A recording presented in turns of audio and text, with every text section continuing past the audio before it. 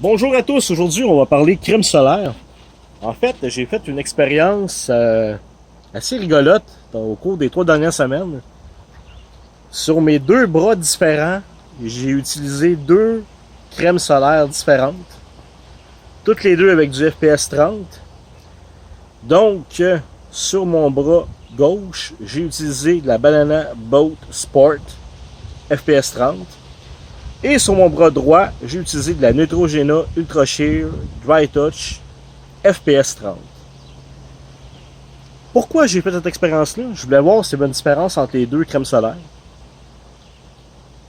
Et aussi, je voulais faire un comparatif entre les 2, surtout au niveau du prix. Mon but étant de prouver qu'en réalité, il n'y a pas de différence entre une crème solaire cheap qui vient de chez Dollarama,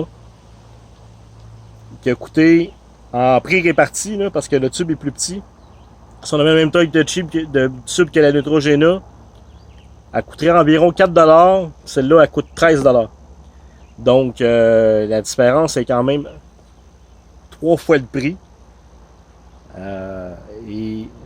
Sincèrement, vous avez un choix à faire entre les 2.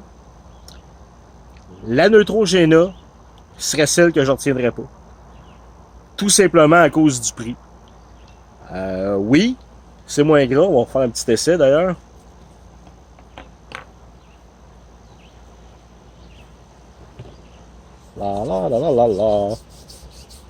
Donc, on voit, hein, la Neutrogena, c'est sûr que je suis en plein soleil en plus.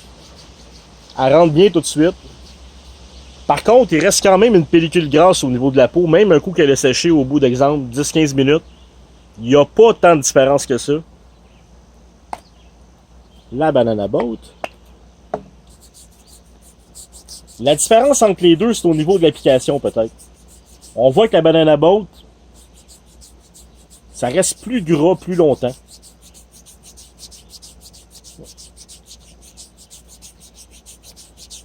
Faut frotter un peu plus.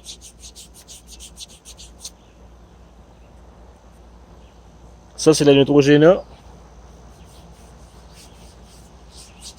La Banana Boat.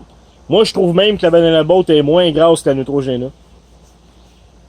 Étrangement, qui est supposée être une crème plus sèche. Donc, le résultat du défi, si vous n'avez pas d'argent, vous voulez quand même vous protéger du soleil, ce qui est rendu super important, on a maintenant des 30 degrés en plein mois de mai au Québec. Vous êtes mieux d'aller avec la Banana Boat. Moi, c'est ce que j'ai fait au début, je ne le regrette pas. Là, j'ai racheté un tube de backup parce que dans le secteur où j'étais, il y avait juste des pharmacies, il n'y avait pas de Dollarama. Mais s'il y avait un Dollarama, je serais retourné me chercher un tube de Banana Boat. Donc, en espérant que cette courte vidéo vous ait plu, si c'est le cas, n'hésitez pas à vous abonner à ma chaîne YouTube. Pour ceux qui ne le sauraient pas, je fais un voyage de cyclotourisme et de woofing de 4 mois, du 15 mai au 15 septembre. Et je fais environ, grosso modo, une vidéo à tous les 2 jours sur différents sujets. Plein air, cyclotourisme, bouffe et boire, découverte et bien évidemment vie de ferme.